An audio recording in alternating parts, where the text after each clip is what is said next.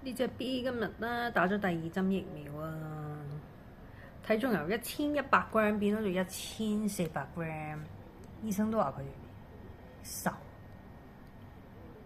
摸落去你唔好睇佢咁肥，都係骨，係啲毛多。下次咧1個月之後咧，就要1800g。咁佢趁佢而家咁乖，我就可以幫佢抹眼屎，而家抹完，跟住咧梳毛，梳毛嘅力度就輕輕咧梳喺自己隻手度，咁咧好輕力，要由細開始梳。如果唔係咧，佢就唔俾你梳噶啦，大個咗。咁我就好輕力，尤其是呢啲咧要好輕力梳。首先，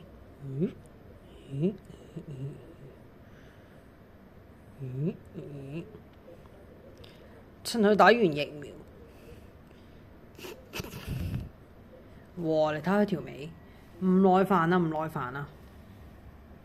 哇，耳都喐埋，佢唔耐煩，咁舒服都唔耐煩。咁咧可以整下個頭，哇！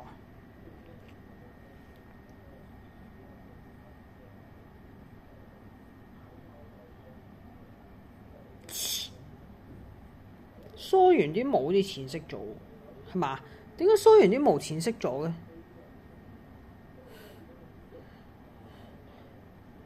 鬆咗嗰啲毛，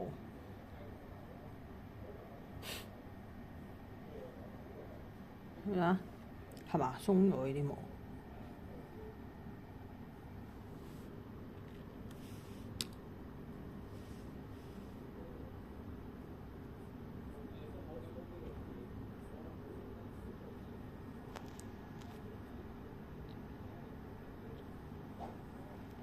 哇！